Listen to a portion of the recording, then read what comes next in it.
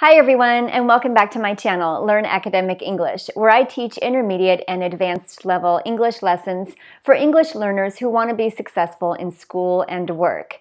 And speaking of being successful in school and work, you know that in order to do those things, it's really important to have a strong understanding of grammar. That helps you write better, it helps you understand more when you read, it helps you speak to people correctly. It helps you understand people when you are listening to them. And one grammar lesson that can be a little bit tricky for people is what's called passive causatives. In my last video, I taught you guys about causative verbs, but in today's lesson, I'm going to cover what are called passive causatives, which are very common, but a little bit tricky. So first, let's take a look at what causative verbs are, and you can learn more in my video that I'll link above. But causative verbs are verbs that show that one person causes someone else to do something. And these verbs are make, get, have, help, let, and there are some other ones like force, but those main ones are make, let, have, help, and get. If we look at this example, I have my kids do chores. I cause or I influence them to do something. Let's look at the grammar. This is the main verb of the sentence, and then we have the person who is going to do the second action. My kids do chores. Who does the chores? My kids do the chores, but I cause them or I influence them or I force them to do it. If you look at the second one, I make them do homework. Make means that it's I'm forcing them. It's a strong meaning. And again, make is the main verb of the sentence. Them is the person who's going to do the action. So I cause or I force, and then they do it. So in these sentences, we really have like two subjects and verbs. We have the main subject and the main verb, and then we have the person who does the action of the second verb. Passive causatives are different because in passive causatives, we don't know or we don't care who did the second action. So the person who does it, we don't know or we don't care who it is. It's not important. This is like other passive verbs that the agent or the person who does the action is not known or it's not important, so we leave it out. So just like in a regular passive sentence, we're going to put the object of the verb first. Let's take a look. I get my hair cut. So if we look at my hair cut, my hair is the object. It's the thing that receives the cut. But we don't know who cuts my hair, or I probably know who it is, but in this sentence, I don't care. It's not important. I get my hair cut. Someone else cuts it. Now, here I am showing that I don't cut it myself. If I cut my hair myself, then I say, I cut my hair. But here I get my hair cut, it means that someone else does it for me. Or, I had my house painted. Last year, I had my house painted. Did I paint the house myself? No, I didn't. Someone else did it for me. My house here is the object of this verb, painted. Someone else did the painting. And just like here, this verb must be in the past participle. Okay, let's look at some examples. So we use have and get to show services, things that someone else does for us. So again, someone else does the service. It's a service that I request or I pay for. And we're not showing who does it. We are just showing that the service is done for us. For example, some Americans get their house cleaned. This means that some Americans, probably people who have enough money, they get their house cleaned. We don't know or we don't care who does the cleaning, but in this case, we are showing that these people do not do it themselves. They hire or they ask someone to do it for them. This is a service that these people have. Now, usually get and have don't have any difference in meaning. So we could also say some Americans have their house cleaned. Second, I have my groceries delivered sometimes. Do I deliver the groceries to myself? No, someone else delivers them. It's a service that I pay for.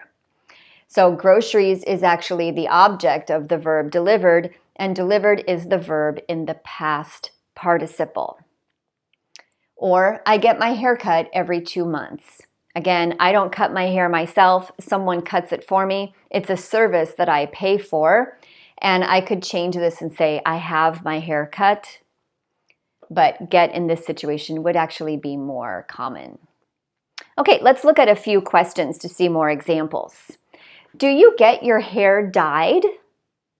This means, does someone dye your hair for you? Do you pay for that service? Do you get your hair dyed? So you can answer either, I dye my hair myself, or yes, I get my hair dyed. Or you can even say, no, I don't get my hair dyed. I still have my natural color. Do people in your culture have their houses cleaned? So I can answer that in the United States, some people have their houses cleaned. Other people clean their houses themselves. Do you have your medications delivered? So in the place where I live, if we want to, we can ask the hospital to deliver the medications, and we can say that we have our medications delivered. We're not stating who delivers it. We are just stating that it is a service that we ask for. I have my medications delivered. Or do you get your car washed? This again means that it's a service, that I pay someone to wash my car. I'm going to answer no. No, I don't get my car washed because I wash my car myself. Let's take a look at some common mistakes with causative verbs. One thing that is confusing for English learners is the difference between passive causative and the present perfect, because in some ways they do look alike. For example, I have my hair cut every 2 months. This is passive causative. Notice that the main verb is the verb have, and then we have the second verb, which is the verb that someone else does for us. And the object, the noun, is always going to come in between those two verbs. On the other hand, with present perfect, I have cut my hair.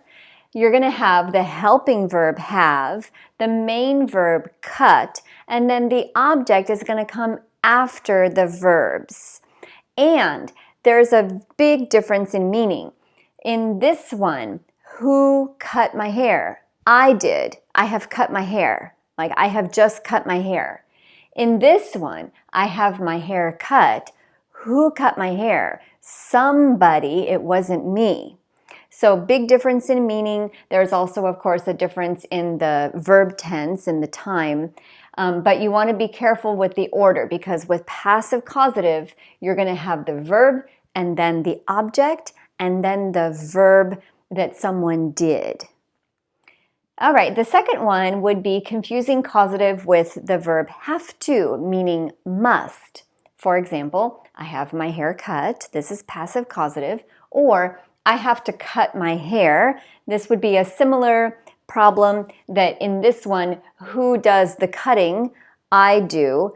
And in this one, who does the cutting? Someone else. So again, just notice the order that with passive causative, you're going to have the main verb have or get, then you're going to have the object, and then you're going to have the verb that someone else does for you. Okay.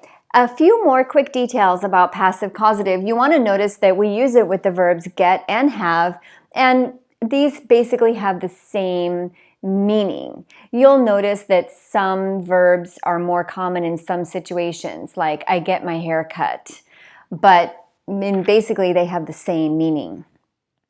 The second thing you want to notice is that the first verb, have or get, can change tenses. Just like any other verb, if it's the main verb in the sentence, it can change tenses. For example, I had my house cleaned in the past, right? Yesterday, I had my house cleaned. Or, I'm going to get my teeth cleaned tomorrow. So this means that this is going to happen in the future. This service will happen in the future. Or, I need to get my leg checked. Maybe my leg has some kind of problem and I need to have the doctor check it. I can say, I need to get my leg checked. In this case, we're going to use the verb need first, and then we are going to use the passive causative. To help you practice more, I've provided a few questions down below. Please answer them so you can practice the passive causative, and I'll give you feedback. Let me know if you have any questions, and I hope to see you back here again soon. Take care.